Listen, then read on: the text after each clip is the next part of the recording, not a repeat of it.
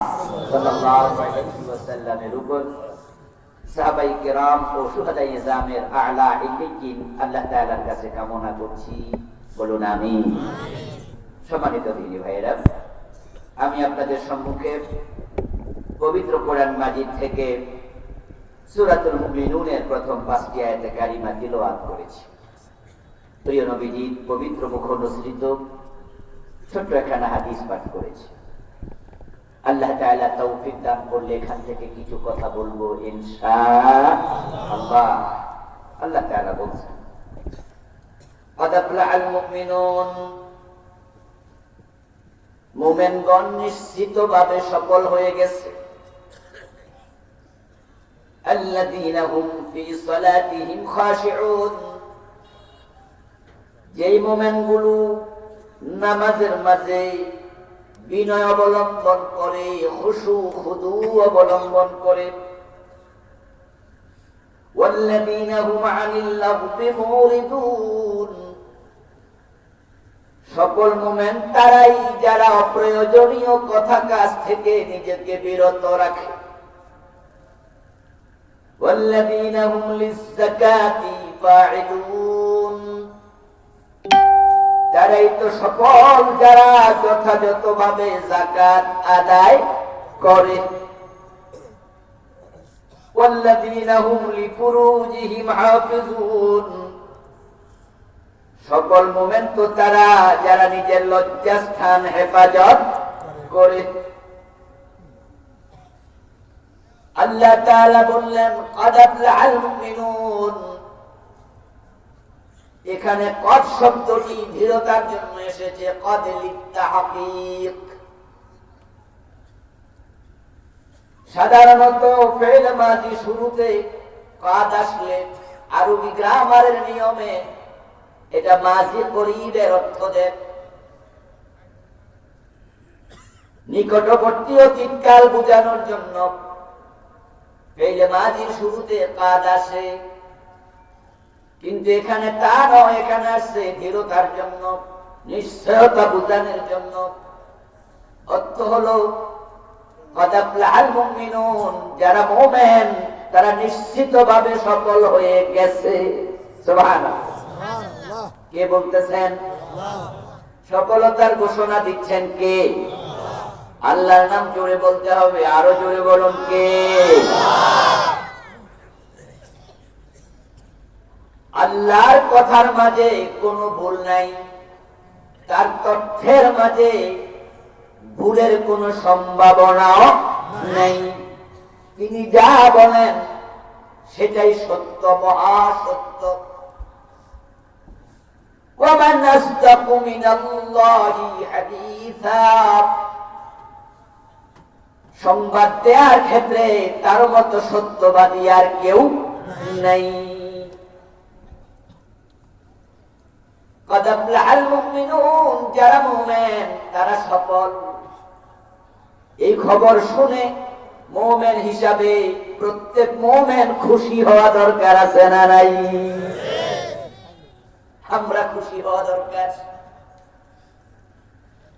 আজকের পৃথিবীতে মুমিনদের জন্য কোনো সুখবর নাই। কোরআন পড়লে কিছু সুখবর দেখে একটু ভালো লাগে, কারণ বর্তমান দুনিয়াতে মুমিন মুসলমান যেখানে মাইর খায় সেখানে বিপদ মুসিবত লাঞ্ছনা যন্ত্রণা সব মুসলমানের ভাগ্যে। Bosnia, Chechnya, Somalia, Kashmir, Algeria, ফিলিস্তিন, ইয়ামান, সিরিয়া, ভারতের গুজরাট, পাশের রাষ্ট্র মায়ানমার, মুসলমানরা যেখানে বিপদ মুসিবত সেখানে আল্লাহ তাআলা কোরআন মাজিদ আল্লাহ তাআলা বললেন মুমিন সফল। দারুণ সুসংবাদ, কোরআন কখনো পুরান হবে না। কোরআনের মেসেজ গুলো কোন সময়ের সাথে নির্ধারিত নয়, এগুলো চলমান। মুমিন আছে যেখানে সফলতা সেখানে, আর বর্তমান দুনিয়ায় আমরা উল্টা দেখি, মোমেন যেখানে মাইর খায় সেখানে বিপদ মুসিবত সেখানে। মায়ানমার থেকে বাংলাদেশে যে 10 লাখের বেশি উদ্বাস্তু আমাদের কক্সবাজার সীমান্তে ছোট্ট ছোট্ট ঝুপড়ি করে বসবাস করেছে, ও দেশ থেকে বাংলাদেশ ওদেরকে তাড়াইয়া দিল। কারণ শুধু একটাই, তারা মুসলমান, তারা মুমিন। আমার বন্ধু, ইমানদার হওয়ার কারণে তারা মাইর খাইল, কচু কাটা করলো, পাখির মতো গুলি করলো, গায়ে কেরোসিন ঢেলে দিয়ে আগুন লাগায়া জীবন্ত পোড়ানো হলো। এখন তারা উদ্বাস্তু। আপনাদের কাছে জানতে চাই, সজাগ সচেতন মানুষ হিসাবে বলুন তো, পৃথিবীর আরো বিভিন্ন দেশে উদ্বাস্তু মুসলমান আছে না নাই? সিরিয়া থেকে, ইয়ামান থেকে হাজার হাজার মুসলমান ইউরোপে উদ্বাস্তু হয়েছে। লঞ্চে করে, জাহাজে করে, নৌকায় চড়ে, সাগর পাড়ি দিয়া ইউরোপে গিয়েছে। যাওয়ার পথে নৌকা ডুবে কত মুসলমান মরে গেছে। সাগরের উপকূলে উল্টা হয়ে লাশ পড়ে আছে। ওই ছোট্ট আয়নাল কুর্দির কথা মনে আছে না নাই? উদ্বাস্তু মুসলমান ভিক্ষা করে খায়। আমি ইয়ামানের মুসলমানদেরকে 2018-তে হজে গিয়েছিলাম, ওখানে আমি ভিক্ষা করতে দেখেছি বোরকা পরে পরে ইয়ামানি মোমেন বোনদেরকে।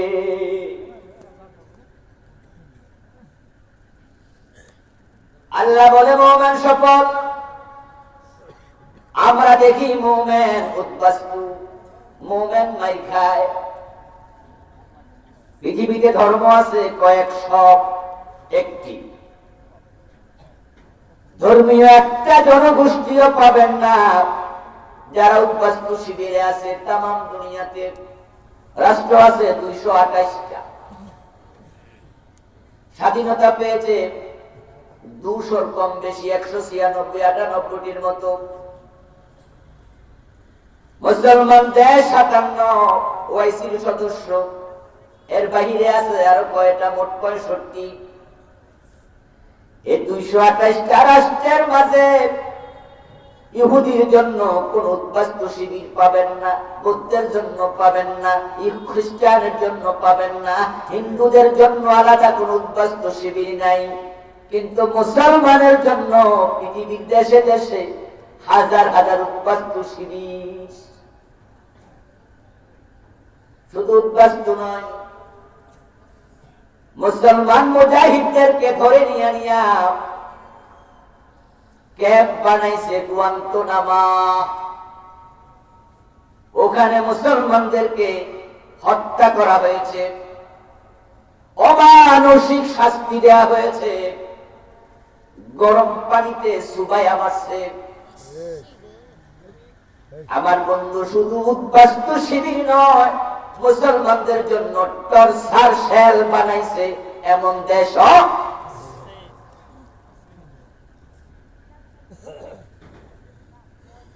পৃথিবীর সবচেয়ে ধনী মানুষ উইলিয়াম বিল গেটস,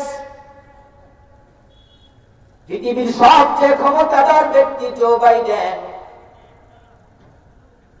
সফল মানুষ মুসলমান। মুসলমান সফল। তাহলে কোটিপতি বিল গেটসের কি খবর? ক্ষমতাধর জো বাইডেনের কি খবর? আল মুমিনুন শব্দের ভিতরে জো বাইডেন আছে নাকি? আছে। সকলকে কথা বলুন, সকলকে ঘোষণা দিচ্ছেন কে? তো সকল মুমিনদের ভিতরে বিল গেটসের নাম আছে নাকি? পৃথিবীর সবচেয়ে ক্ষমতাওয়ালা আপনার জো বাইডেন, সবচেয়ে পয়সাওয়ালা বিল গেটস। আল মুমিনুন শব্দের ভিতরে যাদেরকে বোঝানো হয়েছে সেই তালিকায় তাদের নাম নাই। তাহলে এবার সফলতা কই আছে? যদি টাকার ভিতরে সফলতা থাকতো সবচেয়ে সফল হতো বিল গেটস। যদি ক্ষমতার ভিতরে সফলতা থাকতো সবচেয়ে সফল মানুষ হতো Joe Biden, Clinton, Barack Obama, ঠিক না? ওই পাগলা ট্রাম্প, ঠিক না? কারণ তাদের হাতে ক্ষমতা, তাদের হাতে টাকা, আর আমরা আছি উদ্বাস্তু শিবিরে। আর আপনারা যারা উদ্বাস্তু শিবিরে নাই, আপনারা অঘোষিত উদ্বাস্তু। পৃথিবীতে মুসলমানের হাতে এখন কোথাও ক্ষমতা নাই, কোথাও নাই, কোথাও নাই। আমরা যারা আছি কেউ ডিরেক্ট উদ্বাস্তু, কেউ ইনডিরেক্ট উদ্বাস্তু। পৃথিবীতে মুসলমানের পায়ের তলাতেও মাটিটা নাই, মাটিটা নাই। ক্ষমতা তাদের হাতে, টাকা তাদের হাতে। তাই তাম দুনিয়া কাফেররা চালাচ্ছে, সৌদি আরব চালাচ্ছে, আমেরিকা, বাংলাদেশ চালাচ্ছে।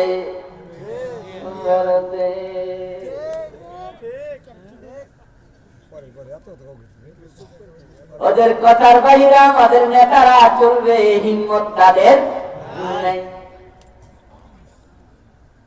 ইন্ডিয়ার বিরুদ্ধে কথা বলে আমাদের প্রধানমন্ত্রী এক সপ্তাহ ক্ষমতা থাকতে পারবে না, সুযোগ নাই। সৌদি আরব যদি আমেরিকার বিরুদ্ধে কথা বলে সৌদি রাজ পরিবার এক সপ্তাহ ক্ষমতায় থাকতে পারবে না। আমরা ইন্ডিরেক্টলি উদ্বাস্তু। তো টাকা তাদের হাতে, ক্ষমতা তাদের হাতে। আল্লাহ কয় সফলতা হলো মুসলমানদের ভান্ডারে। আল্লাহর কথার মাঝে কোনো ভুল নেই। আমরা যারা টাকাকে সফলতার মাপকাঠি মনে করি তারা বুঝতে ভুল করেছি। আমরা যারা ক্ষমতার জন্য পাগল হয়েছি, ক্ষমতাকে সফলতা মনে করি, তারা ভুল করছে। এজন্য হযরত ওমর ফারুক রাদিয়াল্লাহু তাআলা আনহু বলেছেন, মান ইতাজ্জা বিমাকানিহি ফালিয়ানজুর ইলা ফিরআউন ওয়া মান ইতাজ্জা বিমালিহি ফালিয়ানজুর ইলা কারুন। তোমরা যারা মনে করছো টাকাওয়ালারা সফল, আমি ওমর বলি কারুনের দিকে তাকাও। তোমরা যারা মনে করো ক্ষমতাওয়ালা সফল, আমি ওমর বলি ফেরাউনের দিকে তাকাও। ফেরাউনের লাশটা পৃথিবীতে এখনো আছে না নাই? তাকে কেউ সফল মানুষ মনে করে নাকি? মিশরের ন্যাশনাল মিউজিয়ামের ভিতরে ফেরাউনের লাশ পড়ে আছে। ওখানে ঢোকার সময় কত রকমের চেক করে, মেটাল ডিটেক্টর দিয়া আপাদমস্তক চেক করে তারপরে ঢুকায়। হাতে যদি ছাতা থাকে ছাতাটাও নিতে দেয় না, কারণ ও দেশের কর্তৃপক্ষ টেনশনে আছে হাতে ছাতা দিয়া আবার ও বেড়ার বাক্সারে ফিরায় কিনা। আমিও গিয়েছিলাম ওর লাশ দেখতে 5-6 বছর আগে। আমার বন্ধু, যদি ফেরাউনের লাশটা ন্যাশনাল মিউজিয়ামের ভিতরে না রেখে মাঠে রাখা হতো, আমরা যারা দেখতে যাই তারা তাকে সেলুট দিতাম না, থুতু দিতাম। ক্ষমতাধর ফেরাউন ব্যর্থ। আজকের পৃথিবীতে ফেরাউন নামে কোন মানুষ সন্তানের নাম রাখে না, কোন হিন্দু রাখবে না। আপনাদের ধামরায় হিন্দু আছে, কন্টেস্ট দেখতে পারেন। গরিব হিন্দু, টাকা পয়সার বড় বাপ, রিক্সা চালায় খায়, মাছ ধরে খায়। ও বেটার টাকা বড় দরকার। তার ছেলে জন্ম নিয়েছে শুনে রাতের গোপনে, রাতের বেলায় যাইয়া 10,000 হাতে দিয়া বলবেন 10,000 টাকা তোমারে দিলাম, গরিব মানুষ নেও, একটা শর্ত, ছেলের নাম ফেরাউন দাঁড়াইতো। টাকার বড় দরকার, রিক্সাওয়ালা গরিব হিন্দু, কিন্তু সাথে সাথে টাকা ফিরাই দিয়া বলবে রাম রাম রাম, এই নাম রাখবো না, কারণ আমার ছেলের নাম যদি ফেরাউন রাখি একটু বড় হইয়া সে চেহারা মানুষে দেখাতে পারবে না।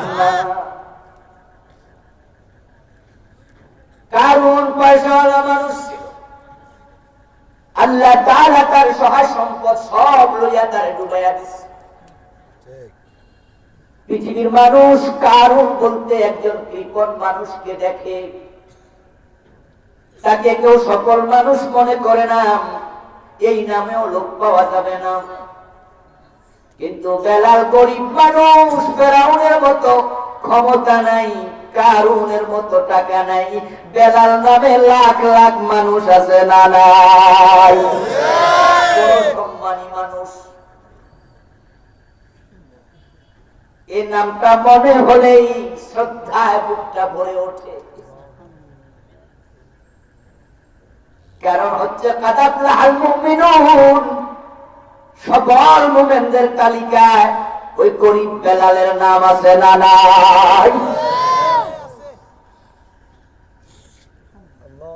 মুমিন সফলতা মানে টাকা নয়, সফলতা মানে পয়সা নয়, ক্ষমতা নয়। আমরা ভুলের ভিতরে আছি। ওমর বলেন ইন্নামাল ইজ্জাতু বিত্তাকওয়া, তুমি যদি মুত্তাকি হতে পারো তাহলে তুমি সফল হয়ে গেছো। ইন্না আকরামাকুম ইনদাল্লাহি আতকাকুম, কোরআনে আল্লাহ বলেন যার তাকওয়া যত বেশি আল্লাহর কাছে তার সম্মান তত বেশি। অফিসার 1 লাখ টাকা বেতন পায়, তার দারোয়ান 7,000 টাকা বেতন পায়। দারোয়ান তাকে দেখলে চেয়ার থেকে দাঁড়ায়া সালাম দেয়, ওজুর পানি আগায়া দেয়, চা নাস্তা খাইতে দেয়, সারাদিন সার সার বলে ঠোঁটের জিহ্বার পানি, ঠোঁটের পানি শুকায়া ফেলে। 1 লাখ টাকা বেতন পাওয়া অফিসার মনে করে আমি আমার জীবনে সফল, দারোয়ানের দিকে তাকায় মনে মনে কয় এটা জন্ম হইল কেন? ছোট লোক, গরিব মানুষ। এই জন্য অফিসারকে দারোয়ান সালাম দিলে মুখ ফুটে জবাবটা পর্যন্ত দেয় না, শুধু মাথা লাড়া দেয়। এমন অফিসারও আছে না নাই? অহংকার করতেছে আমি বড় শিক্ষিত, 1-2 লাখ বেতন পাই, হে গরিব মানুষ। আল্লাহর কাছে সফলতা তোমার বেতনের অঙ্ক দিয়ে নিরূপিত হবে না, তাকওয়া দিয়ে নিরূপিত হবে, ঈমানের স্ট্রেংথ দিয়ে, ঈমানের বল দিয়ে নিরূপিত হবে। যদি সেই দারোয়ান মুত্তাকি হয় আল্লাহর কাছে তার সম্মান ও বিচারের চেয়েও বেশি।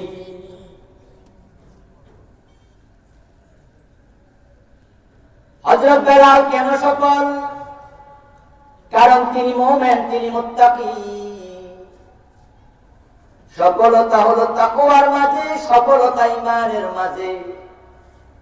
আল্লাহ পাক রব্বুল আলামিনের রাসূল আমাদেরকে বলেছেন মান ক্বালা লা ইলাহা ইল্লাল্লাহু সুম্মা মাতা আলাইহি দাখালাল জান্নাহ, ঈমান নিয়া কালেমা নিয়া যে মরবে সে জান্নাতে যাবে। এই জান্নাতি হলো সফলতার নাম, যেটার তালিকার মাঝে জান্নাতীদের তালিকায় মুমিন ছাড়া একটা কাফেরের নামও নাই। জান্নাতীদের তালিকা যে কয়জন আছে সবাই একটা কাফের। فمن زحزح عن النار وأدخل الجنة فقد فاز। সফলতা কোথায়? ছেলেকে ডাক্তার বানানোর জন্য, ইঞ্জিনিয়ার বানানোর জন্য, অফিসার বানানোর জন্য এমন পাগল হয়েছে, কোরআন শিখানোর সময়টাও নাই।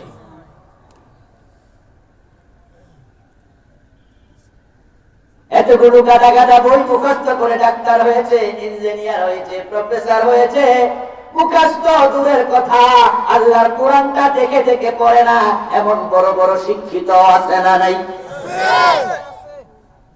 ও মনে করছে বড় ডাক্তার হওয়া সফল, বড় ইঞ্জিনিয়ার হওয়ার নাম সফলতা।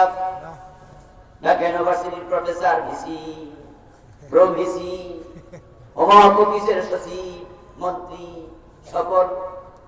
ভুল, টোটাল ভুল। 1000 কোটি টাকা কামাই করে সফল মনে করো না নিজেকে দোস্ত।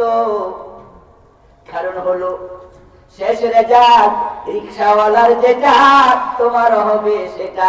চোখ বন্ধ হওয়ার পরে রিকশাওয়ালার সাথেও এক আনা নাই, তোমার সাথেও এক আনা। রেজাল্ট কিন্তু সমান। ওই রিকশাওয়ালা 3 কাপড়, কোটিপতি কয় কাপড়? রিকশাওয়ালার কবরে বিছানা চাদর নাই, কোটিপতির কবর একই রকম, ওখানেও বিছানা চাদর নাই। 1000 কোটি টাকা অ্যাকাউন্টে থেকে যাবে, তুমি একা খালি হাতে যাবে। দেখা তাকায় দেখো ভাই, কাপড়ের কাপড়ে কোনো পকেট নাই, সিস্টেমই নাই। আর ক্ষমতা চোখ বন্ধ হওয়ার সাথে সাথে শেষ। এখন আর হাত নড়ে না, পা নড়ে না, ঠোঁট নড়ে না। তোমার আঙ্গুলের ইশারায় কত কিছু হয়েছে, চোখ বন্ধ হয়েছে, এখন আঙ্গুলটাও আর নড়ে না। ক্ষমতা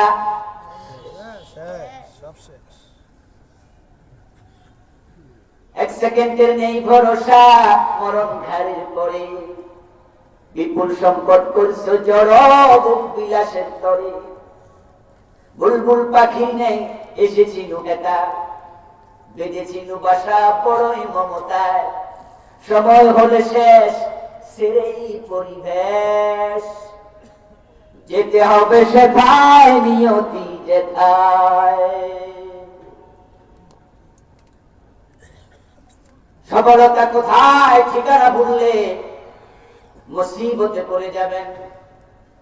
আমাদের মুসলমানের সন্তানেরাও আল্লাহর ঘোষণার উপরে আজকে দৃঢ় নেই, আস্থা নেই। আল্লাহর ঘোষণার উপরে মনোবল নাই, বিশ্বাস নাই। আল্লাহর ঘোষণা হলো তমাম যুহদিহা আনিন নারি ওয়া উদখিলাল জান্নাতা ফাকাদ ফাস। যাকে জাহান্নাম থেকে মুক্তি দেয়া হলো, জাহান্নামে মুক্তি দিয়া জাহান্নাম থেকে জান্নাতে প্রবেশ করানো হলো, সেই সফল হলো। যে জান্নাত পায় না তার কপালে সফলতা নাই, সে ব্যর্থ। থাকার জন্য ঘর নাই, খাওয়ার জন্য খাবার নাই, পরিধান করার জন্য কাপড় নাই। রাস্তায় থাকে সেরা কাপড় পরে, ভিক্ষা করে খায়, পরের রিক্সা ভাড়ায় চালায়। ঝুপড়িতে থাকে, সরকারের দেয়া ছোট ছোট ঝুপড়ি বস্তি, আবার মাঝে মাঝে ধাক্কায় সরাই দেয়, গাছতলায় ঘুমায়। কিন্তু লোকটা যদি ইমানদার হয়, মুমিন হয়, সকলদের তালিকায় তার নামটা আছে না নাই? সেই সফল ইমানওয়ালা।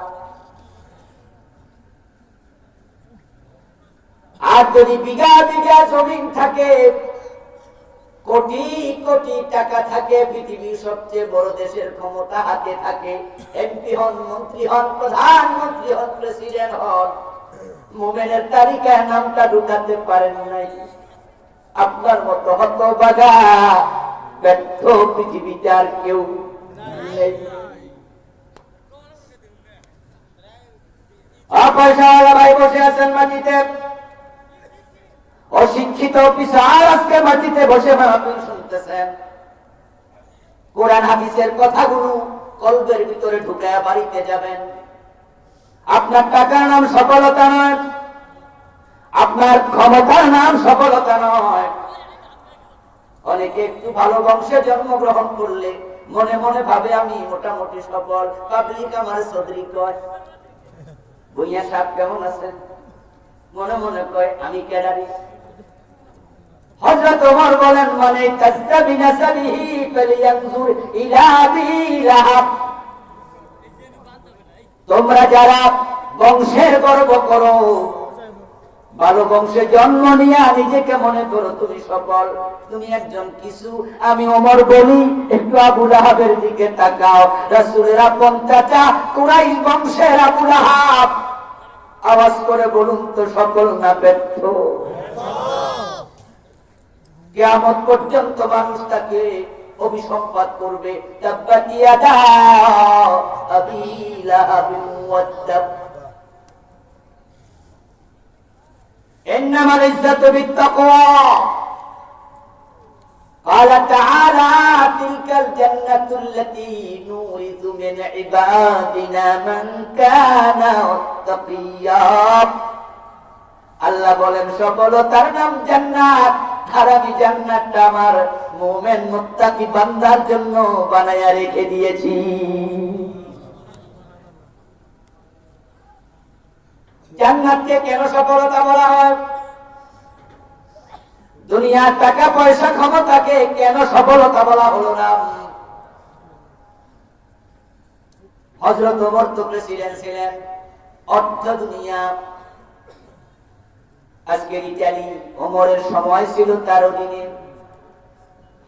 ইরাক, ইরান, বাহরাইন আমার বন্ধু হযরত ওমরের সময় বিজয়ী হয়েছে। অর্ধ পৃথিবী করেছো শাসন তুলার তখ্তে বসে, খেজুর পাতার প্রাসাদ তোমার বারে বারে গেছে খসে। অর্ধ দুনিয়ার সম্রাট ক্ষমতাকে সফলতা বলল না, এর কারণ তিনি জানেন চোখ বন্ধ হলে ওই পথের কাঙ্গাল যেমন ক্ষমতাহীন, বাদশাও ক্ষমতাহীন হয়ে যায়। এর সাথে জান্নাতের সফলতার কোনো সম্পর্ক নেই। আমার ভাইয়েরা পিছনে অনেকে দাঁড়ায় আছে, আপনারা যারা বসেছেন ভাইয়েরা দাঁড়ায় থাকে, এটা কি আপনারা চান? তাহলে দয়া করে একটু তাদের উপকার করুন, ফাঁকা জায়গাগুলো একটু ফিল আপ করে দেন। মেহরবানি করে একটু 30 সেকেন্ড আমরা নড়াচড়া করি। কোরআনে আল্লাহ বলছেন, যখন তোমাদের বলা হবে জায়গা প্রশস্ত করে দাও, তোমরা সেটা করিও, আল্লাহ জান্নাতে তোমাদের জায়গা প্রশস্ত করবে। সুবহানাল্লাহ। একটু নড়াচড়া করেন প্লিজ, একটু সামনে আগান। অনেক ভাইরা নড়েন নাই, আপনার সামনে জায়গা নাই, তাও একটা আপনি নড়া দেন, তাহলে বোঝা গেল যে আপনি ওই আয়াতের সাথে আছেন। এটা জিকির করুন, লা ইলাহা ইল্লাল্লাহ,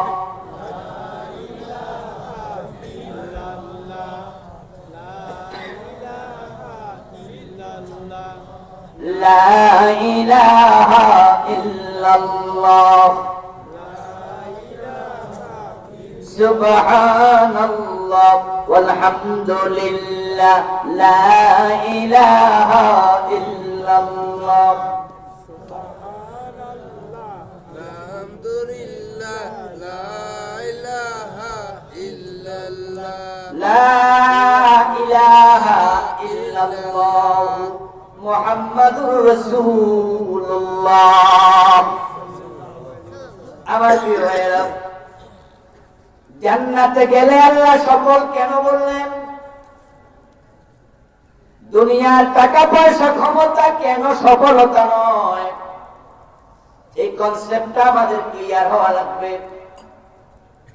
তাহলে আপনি জান্নাতের জন্য পাগল হয়ে যাবেন। দুনিয়ার টাকা পয়সা আপনার কাছে গুরুত্ব কম পাবে। দুনিয়ার টাকা পয়সার পিছনে দৌড়ানোর জন্য আল্লাহ কোরআন মাজিদে একবারও বলেন নাই। বিশ্বনবী লাখ লাখ হাদিস বলেছেন দুনিয়ামুখী হও, একদিনও বলেন নাই। অথচ উম্মতের জন্য নবী মুহাম্মাদের মতো হিতাকাঙ্ক্ষী আর কেউ নাই। বাবা হলো সন্তানের জন্য আল্লাহর পরে বড় মুহসিন। তাই প্রত্যেক বাবা তার জীবনের কামাই করা সবটা সন্তানের জন্য খরচ করে সন্তানকে মানুষ করতে চায়। কয়দিন আগে এক বন্ধু আমার সাথে, আমার প্রিয়জন একজন, কথা বলতে গিয়ে বললেন, ছেলে যদি মেডিকেলে টিকে, উনি মোটামুটি গরিব শ্রেণীর লোক, বলতেছে ছেলে মেডিকেলে টিকানোর জন্য আমি পড়ানোর চেষ্টা করছি, সে কোচিং করতেছে, যদি টিকে যায়, সরি ছেলে নয় মেয়ে, বলছে মেয়েটা যদি টিকে যায় প্রয়োজনে জায়গা জমিন বেঁচে হইল এবার ইন্টারমিডিয়েট পাস করছে। আবার বলতেছে জায়গা জমি বেচে পাও। উনি নিজেও জেনারেল লাইনের লোক। আমি শুনলাম আর মনে মনে ভাবলাম, বাবা সন্তানের কত হিতাকাঙ্ক্ষী, প্রয়োজনে জমিন বেচা লাগে। আপনারা যারা বাবা আছেন, সন্তানের জন্য প্রয়োজন হলে জমিন বেচা লাগবে, এরকম চিন্তা আমাদের ভিতরে আছে না নাই? বাড়িঘর পর্যন্ত বেচে সন্তানকে পড়ায়, অসুস্থ হলে চিকিৎসা করায়। বড় মহসিন বাবা তার সন্তানের জন্য যত দরদ, আল্লাহ এবং তার রাসূলের দরদ আমাদের জন্য এসে কম না আরো বেশি।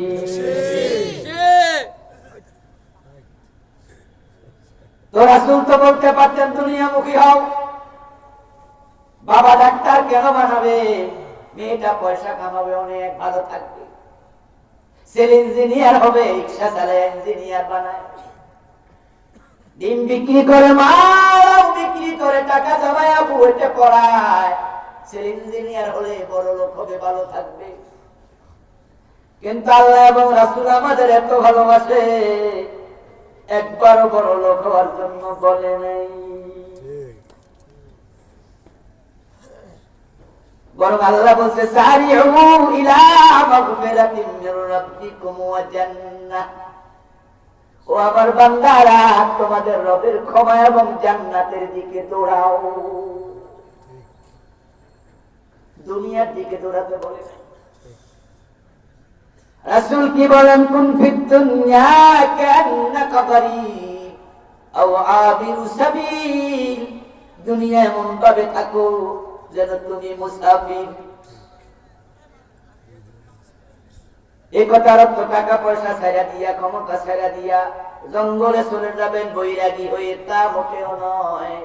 ইসলামে বৈরাগ্যবাদ নাই।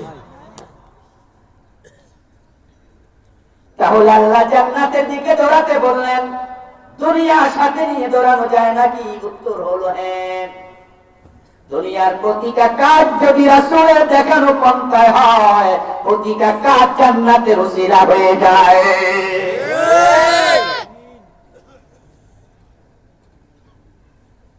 কিন্তু আপনার আমার লক্ষ্য হবে জান্নাত। তাই যারা মেম্বার হয়, চেয়ারম্যান হয়, তাদের চিন্তা হবে আল্লাহ আমার ক্ষমতাটা দিছে, এখন আমি ক্ষমতা দিয়া মানব সেবা করব। মানব সেবার ভিতরে জান্নাতের উপাদান আছে না নাই? কুনতুম খায়রা উম্মাহ উখরিজাত লিন-নাস। মানুষের সেবা করলে জান্নাত মিলে। আপনি ডাক্তার হবেন, ইঞ্জিনিয়ার হবেন, মানব সেবা করবেন, জান্নাতের লক্ষ্য। মুমিনের জীবনের প্রথম কাজ। জান্নাতমুখী চলতে গিয়া আবার টাকা লাগবে, পয়সা লাগবে, চাকরি লাগবে, ক্ষমতা লাগবে, সব সাথে থাকবে। নৌকার তলার পানির মতো, নৌকা চলতে পানি লাগে, ওই পানি নৌকার তলায় থাকবে, নৌকার ভিতরে ঢুকতে দেয়া যাবে না। তাই দুনিয়াকে যদি লক্ষ্য বানাও, নৌকার তলার পানি নৌকার ভিতরে ঢুকলে যেমন নৌকা ডুবায়া দেয়, যারা আখিরাত ভুলে দুনিয়ামুখী হয়েছে, দুনিয়াটাকে জাহান্নামে নিয়ে ছেড়ে দেয়, পাগল বানায় ছেড়ে দেবে। টাকার জন্য ভাই ভাইরে খুন করে, আপন ভাইয়ের পেটে ছুরি ঢুকাইয়া দেয়, নিজের দলের লোককে ক্ষমতার জন্য গুলি করে দেয়, অন্য দল বাদ দেন। নিজের দলের লোক আপনার টাকা দিয়া ভাড়া দিয়া বাস্তাম লাগাইয়া হেরে সরা, শুধু ক্ষমতার জন্য। অন্য দলের লোক শুধু ক্ষমতার নিয়তে, আর কারো নিয়ত নাই। ক্ষমতাটা পাকাপোক্ত করো, শুধু ক্ষমতার জন্য দোষ দিয়া, দোষ বানাইয়া, অপবাদ দিয়া ফাঁসি দেয়, এমন ঘটনাও আছে না? জেলে দিয়েছে, জারে দিছে, দর্শনকারী বানাইছে, হত্যাকারী বানাইছে, যে মামলার রায় দিছে, যে মামলায় সাক্ষী দিছে, যারা মামলা করছে তারাও জানে সে দর্শনকারী হতে পারে না। কিন্তু ক্ষমতায় যাওয়ার পথে কাটা, তাই জেলে দাও, তাই ফাঁসি দাও। আপনি মুমিনকে হত্যা করছেন, আপনি জাহান্নামী। মান ইয়াকতুল মুমিনান মুতাআম্মিদান ফাজাযাউহু জাহান্নাম। কে বলছেন? ইচ্ছা করে যে মুমিন হত্যা করে তার প্রতিদান ডিরেক্ট দোজখ। قال النبي صلى الله عليه وسلم لو أن أهل السماوات والأرض اشتركوا في دم المؤمن لأكبهم الله في النار। নর হত্যা কত বড় গুনাহ! রাসূল বলেন, যদি আকাশ এবং জমিনের সব বাসিন্দা, আকাশের ফেরেশতারা, জমিনের মানুষেরা একজন মুমিনকে অন্যায়ভাবে হত্যা করে, আল্লাহ এতটা রেগে যান, ওই অপরাধে তাদের সবাইকে জাহান্নামে ফেলে দেবেন। ঠিক। কিন্তু ক্ষমতার মোহ আপনাকে পাগল বানিয়ে ফেলছে। ক্ষমতার জন্য মানুষ মারা আপনার জন্য কোনো ব্যাপারই। আপনি নামাজও পড়ছেন, রোজাও রাখছেন, কিন্তু অন্যায় বাবা একজনকে আপনি মেরে ফেলতেছেন। কি ভাবছেন আপনি? জান্নাতে তো মাগনা মিলে। মুসলমান, টাকার জন্য পাগল হইও না, ক্ষমতার জন্য পাগল হইও না, আল্লাহর জান্নাতের জন্য পাগল হও। দুনিয়া টাকা, ক্ষমতা, সফলতা নয়, এর কারণে গুলো এতটা ক্ষণস্থায়ী, আজ আছে কাল নাই। ক্ষমতা আছে একবারে ক্ষণস্থায়ী, এটা তো আমরা টাকলা মুরাদের দিকে তাকাইলে বুঝি। ঠিক কিনা? ঠিক কিনা? গতকাল কইছিল, আজকে কোথায়? কি আশ্চর্য জিনিস ক্ষমতা! আজ আছে,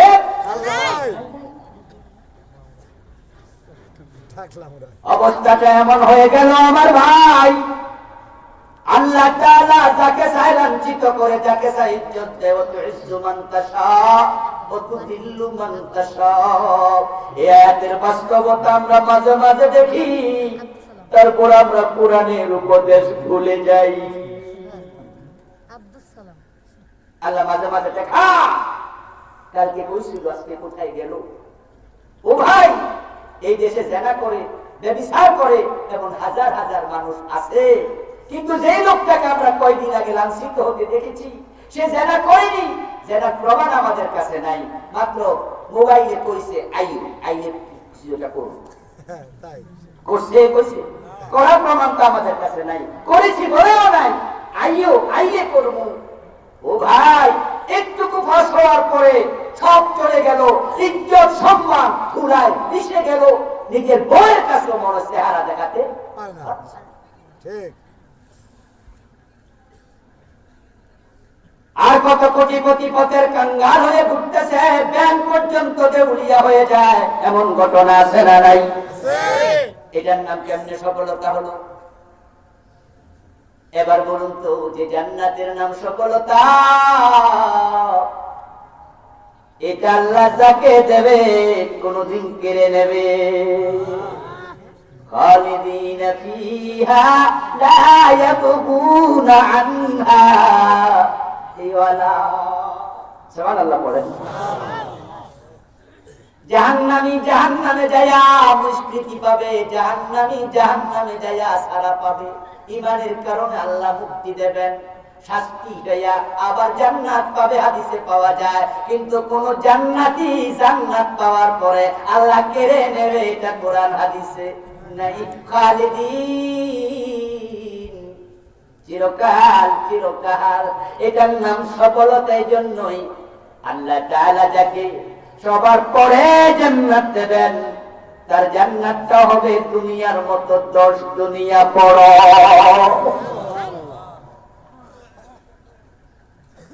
ঢাকার গুলশানে যদি কেউ 5 কাঠা জমি কিনে, সেখানে একটা 5 তলা 10 তলা বিল্ডিং বানায়, দুনিয়ার দৃষ্টিতে সেটি ব্যর্থ মনে করে নিজেকে না সফল। ধানমন্ডিতে যদি একটা 10 তলা বিল্ডিং থাকে, 10 কাঠা জমির উপরে সে নিজেকে কি মনে করে? ব্যর্থ না সফল?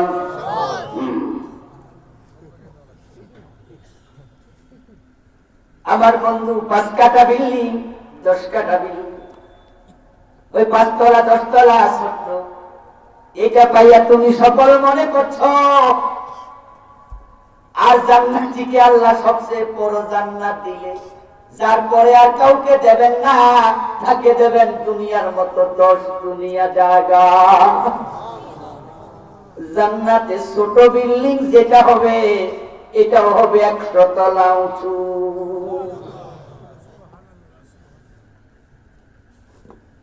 ইন্না ফিল জান্নাতি মিআতা দারাজা মা বাইনা কুল্লি দারাজাতাইনি কামা বাইনাস সামাই ওয়াল আরদ। নিশ্চয় জান্নাতের মাঝে থাকবে 100 ফ্লোর, 100 স্তবক। এক একটা ফ্লোর তার এই তলা থেকে ও তলার ছাদ পর্যন্ত উচ্চতা হবে জমিন থেকে আকাশ পরিমাণ উঁচু। মিন যাহাবিন ওয়া মা ফীহিমা জান্নাতান মিন ফিদ্দাতিন ওয়া মা ফীহিমা। এমন বিল্ডিং আল্লাহ বানাইছে যেটার পান পাত্র ঘটি বাটি যা আছে সোফা খাট সব স্বর্ণ দিয়া বানায় রাখছে, সব রূপা দিয়া বানাইছে। আবু হুরায়রা রাদিয়াল্লাহু তাআলা আনহু বিশ্বনবীকে প্রশ্ন করেছিলেন, আল জান্নাতু মা বানাউহা, হে রাসূল জান্নাত আল্লাহ কি দিয়া বানাইছে যে এক তলা থেকে আরেক তলা আকাশ জমিন পর্যন্ত উচ্চতা হবে? রাসূল জবাব দেন, লাবানাতুম মিন যাহাবিন ওয়া লাবানাতুম মিন ফিদ্দা। জান্নাতের ইটগুলো একটা হবে রূপার তৈরি আর একটা হবে স্বর্ণের।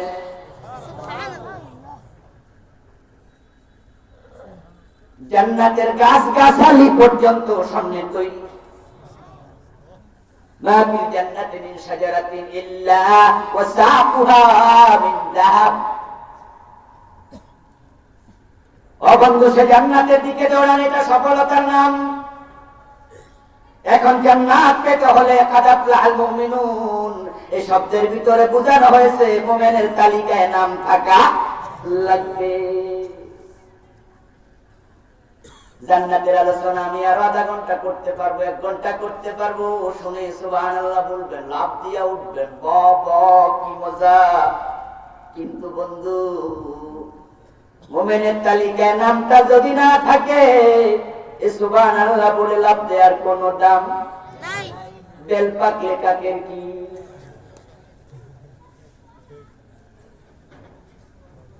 সহ্য উঠেছে। অমাবস্যার পরের দিন সকালে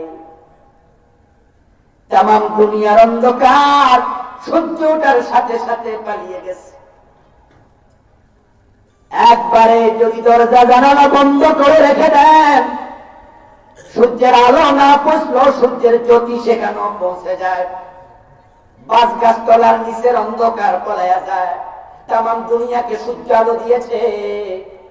ওই কানা বেড়াও শুনছে, অন্ধ লোকটি শুনছে, কিন্তু সে সেখান থেকে সামান্য আলো পায় নাই। তো সূর্য দুনিয়াকে আলোকিত করলো, অন্ধের লাভটা কি? এজন্য খোঁজার বিষয় হলো মুমিনুন শব্দের তালিকায় আপনার নাম আছে কিনা। এখন বাংলাদেশে এই নামের তালিকার লোক বড় কমে গেছে। নামাজির তালিকা অনেকের নাম আছে, হাজি গাজী রোজাওয়ালা টুপিওয়ালা দাড়িওয়ালা তালিকা করলে নাম আছে অনেকের লাখ লাখ। কিন্তু মুমিনুনের তালিকার অবস্থা বড়ই খারাপ। হাজার হাজার টুপিওয়ালার ইমান নাই, হাজার হাজার দাড়িওয়ালার ইমান নাই, হাজার হাজার নামাজি হাজি গাজীর ইমান নাই। আপনাদের কাছে আমি একটু জানতে চাই, যারা কাদিয়ানি তাদের কি মসজিদ নাই? কথা বলেন না। তারা কি নামাজ পড়ে না? ঈমান আছে তো? মসজিদে যায় আল্লাহর সিজদা দেয়, আবার দরবারে গিয়ে পীরের পায়ে দেয়, এমন মুসল্লিও আছে না নাই? লোকটার ঈমান আছে তো?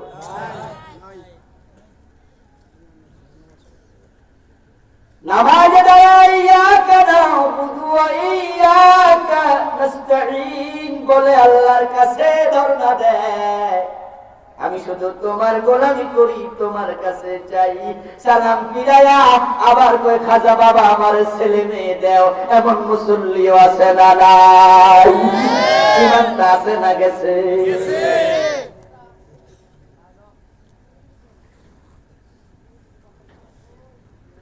মসজিদে যখন মানুষ বলে, ইমাম বলে আল্লাহর আইনে মসজিদ চলবে, রাসূলের সুন্নাহ মোতাবেক নামাজ পড়া লাগবে, কারো আপত্তি নাই। সবাই ডান পা দিয়ে ঢোকে, বাম পা দিয়ে বের হয়, আল্লাহু আকবার বলে নামাজ শুরু করে, সালাম ফিরে নামাজ শেষ করে, আমিন জোরে না আস্তে লইয়া মারামারি শুরু করে দেয়, দলিল দেয় দলিল, আমার পক্ষে দলিল দেখো, রাসূল বলছে জোরে আমিন বলো, আমার পক্ষে দলিল দেখো, রাসূল বলছে আস্তে আমিন বলো, আমি হাত বেঁধেছি এখানে, তুমি বাসছো এখানে, টানাটানি শুরু, আমি দলিল দেই এখানেও আছে, উনি দলিল দেই এখানে আছে। রাসূলের দলিলের বাইরে কেউ নামাজ পড়ে না, কোরআন হাদিসের বাইরে চলে না মসজিদে। ওই মুসল্লি যখন আদালতের চেয়ারে হাকিম হইয়া বসে, কোরআন হাদিসের আলোকে একটা মামলার রায় দেয় না।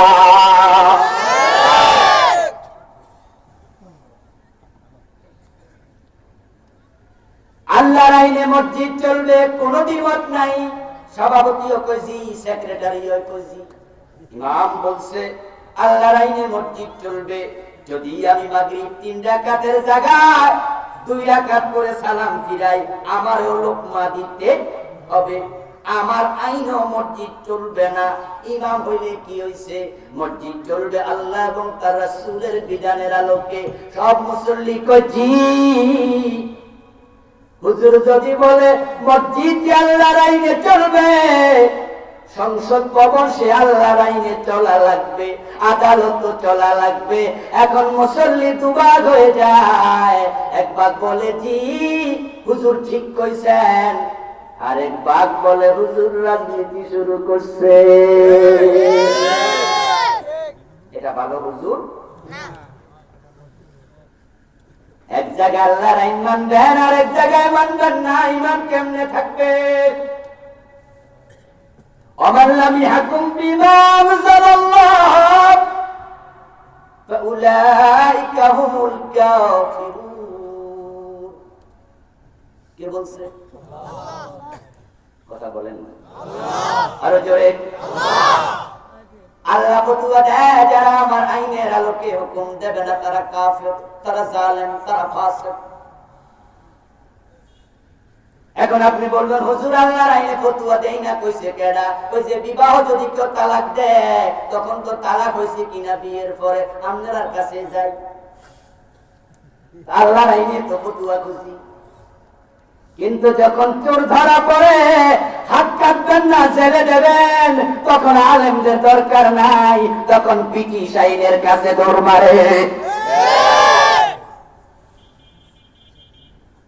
يقولون نؤمن ببعض ونكفر ببعض يريدون أن يتخذوا بين ذلك سبيلا أولئك هم الكافرون حقا। আল্লাহ তাআলা বলেন, কিছু মানুষ আছে চরিত্রের, তারা বলবে কিছু তো মানি, আর কিছু তো মানি, হুজুর আমরা কাফের, আমাদের কইছে আর কাফের আমরা হবো কেমনে? মুমিনের তালিকায় নাম নাই কইছে কেডা? আছে হুজুর, এই যে মসজিদের এসিটা তো আনি দিছে, মসজিদে চাঁদা মাসে 3000 টাকা। আমার বাপ মারা গেছে, হুজুর এক খতম কোরআন শরীফ করাইছি, নিজে কোরআন পড়ে না, কোরআন বুঝে না, কোরআন মানে না, কিন্তু মা বাবা মারা গেলে হুজুর থেকে কোরআন খতম করায় এমন মুসলমানের সন্তানও আছে না নাই? হুজুর কোরআন না মানলে কি হুজুর আনছি? আল্লাহ বলে কিছু মানুষ থাকবে, কিছু মানি, এই চিন্তা নিয়ে জান্নাত খুঁজবে, তা হবে না। কিছু মানি, কিছু মানি না, মাঝামাঝি রাস্তা নাই, মানলে সব মানো, না মানলে দূরে সরো, অর্ধেক মেনে জান্নাত পাওয়া যায় না। فمن شاء فليؤمن ومن شاء فليكفر يريدون أن يتخذوا بين ذلك سبيلا তারা মাঝামাঝি রাস্তার অনুসন্ধান করে উলাইকা হুমুল কাফিরুনা হাক্কা আল্লাহ কয় তারা বাস্তবে কাফের তারা মুমিন হতে পারে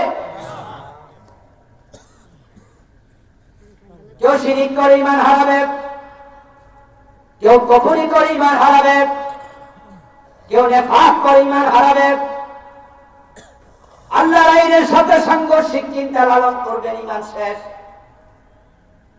ঈমান ঈমান ঈমান সফল হওয়ার জন্য এটাকে যত্ন করে লালন করো আজকে এটার বড় দুর্দশা হাজার হাজার নামাজের ঈমান নাই রাসূল বলছে ইয়াতি আলান নাস জামান ইয়াজতামিউনা ফিল মাসাজিদ লাইসা ফীহিম মুমিন এমন একটা জামানা মানুষের কাছে আসবে তারা জামাতের সাথে নামাজ পড়বে কিন্তু ঈমানদার একটাও ইমাম সাহেবেরও ঈমান নাই মুয়াজ্জিনেরও ঈমান নাই মুসল্লিরও ঈমান নাই কিন্তু নামাজ পড়বে এমন একটা জামানা আসবে 1400 বছর আগে বলছে আসবে 1400 বছর পরের খবর বলেন দেখি আসবে না এসে গেছে এমন মসজিদ আমি চিনি যে মসজিদে সবগুলো কাফের 5 ওয়াক্ত নামাজ পড়তে জামাতে আপনারা যদি দেখতে চান বকশীবাজার চলে যান মাদ্রাসা বোর্ডের পাশে আল্লামা কাশগরি হল ঢাকা আলিয়ার তার পাশে দেখবেন আহমদিয়া মুসলিম জামাতের মসজিদ কাদিয়ানীদের মসজিদ ইমাম কাদিয়ানী মুয়াজ্জিন মুসল্লি জামাতে নামাজ পড়ে ইমানদার কয়জন রাসূলের হাদিসের দাম কিভাবে মিলে গেল আমার দোস্ত এমন একটা জামানা আসবে ইসবিহুর রাজুলু মুমিনা ফায়ুমসি কাফিরান সহিহ মুসলিমের হাদিস প্রিয় নবী বলেন মানুষ সকাল বেলায় মুমিন থাকবে সন্ধ্যা বেলায় কাফের হয়ে যাবে